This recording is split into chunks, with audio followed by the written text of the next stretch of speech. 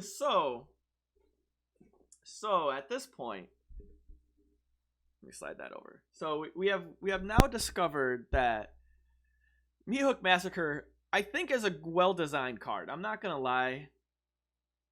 Legendary enchantment. I thought this was an artifact. I thought Meat Hook Massacre was an artifact. Have I just been wrong this whole time? No way. Let me see.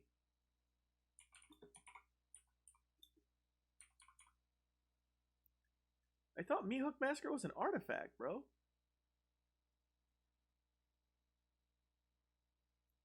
This shit's been an enchantment this whole time.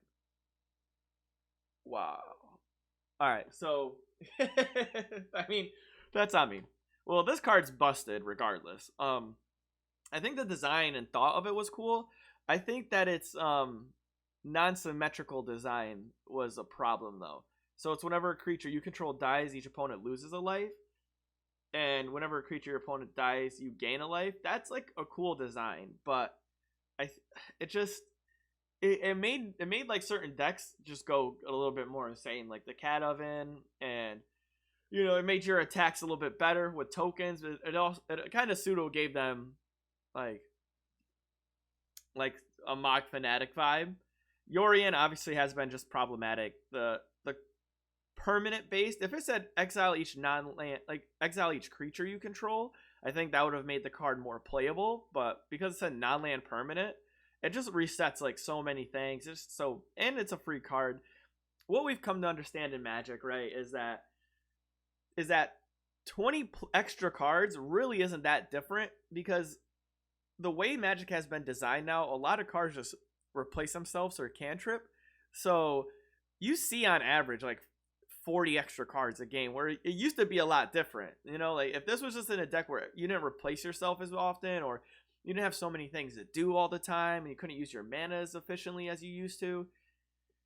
20, actually sometimes it feels like 20 extra cards is better. You can play 4 of all your stuff.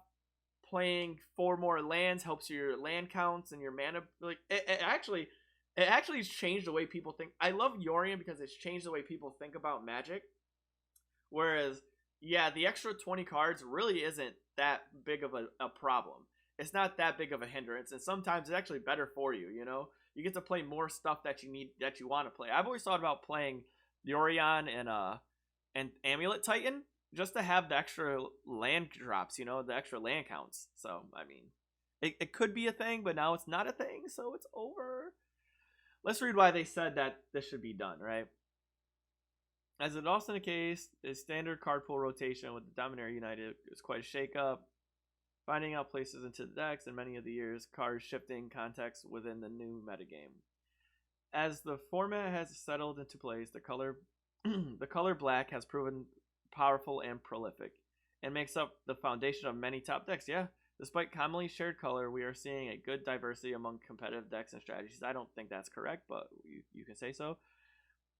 And player engagement in the format. To provide a small push against the color black player rate among the competitive decks, we are choosing to ban 1 black card. We discussed several different options, as no single black card stood out to be a major powerful outlier.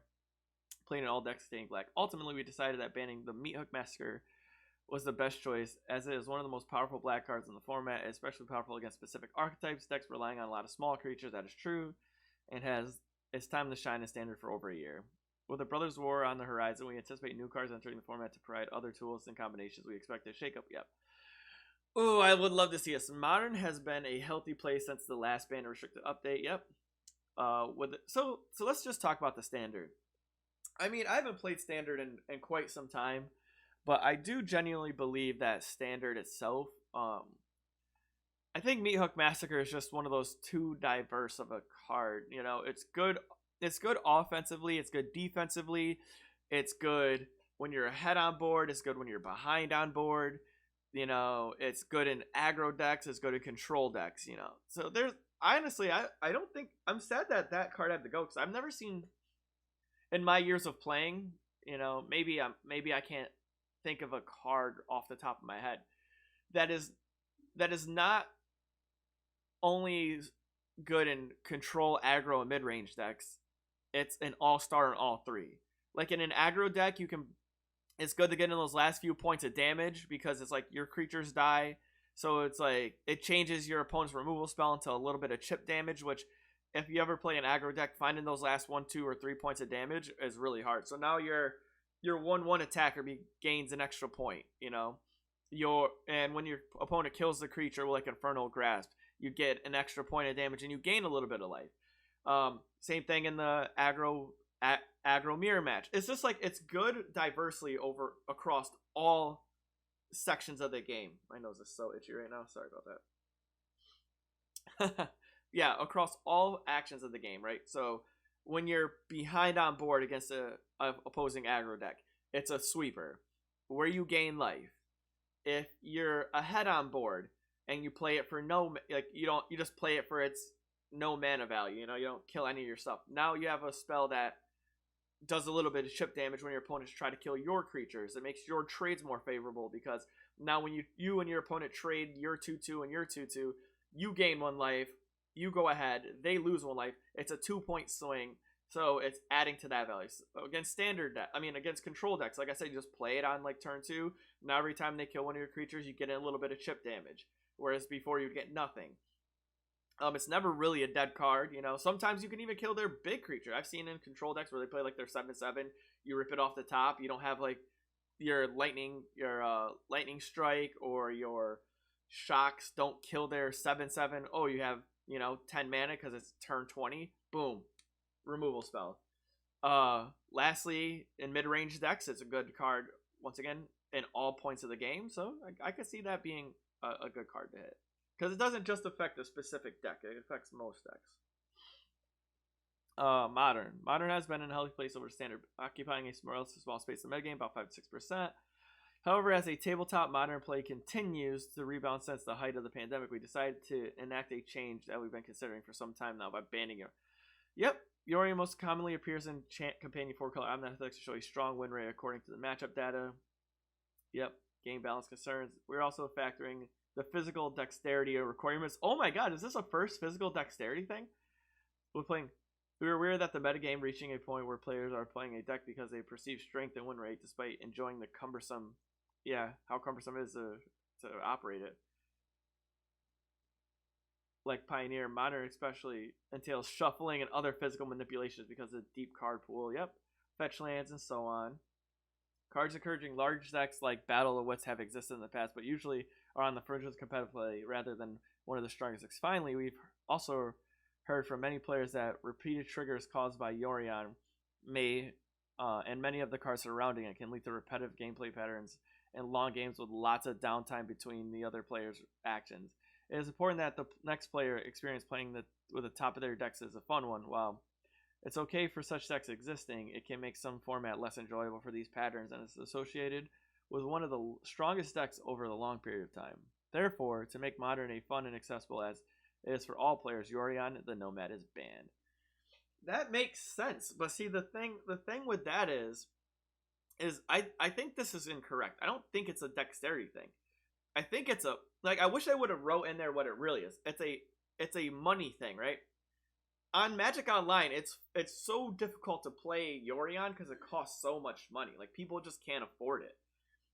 And the people who can't afford it, it's a fucking best deck in the format. It just is. It's one of the only Modern decks I've seen where every card is power value. And I'm coining that right now. Power value. Omnath. Powerful. Draws you a card. The next card you play, valuable. Teferi. You pitch elementals. Those value. Powerful. Icefang Quotal. Powerful. Like people tend to forget that 1/1 flying death touch gets in there and has flash. Shit gets busy. Force of negation, counter spell, plus like 3 fairy, 5 fairy. You know what I mean? All these Jace, like all these cards just do so much, and then you flicker them. Insane. Pioneer, yeah, Pioneer is like not crazy. The Legacy metagame, yeah. Since the Ragavan just seems smart. Vintage. I don't know what the fuck this is. Is this card the one that like... No, that's not the card I'm thinking of. Beseiju. So yeah, I mean, I can see that. I can see that being a thing. So I like it. I like it. It's my final thoughts on this. Like my final thoughts on what I feel about the bans is those are some really smart bans. You know, those are I think would make the format a lot healthier and do a lot more for the format than what it's been doing. Remember, y'all, like, follow, subscribe.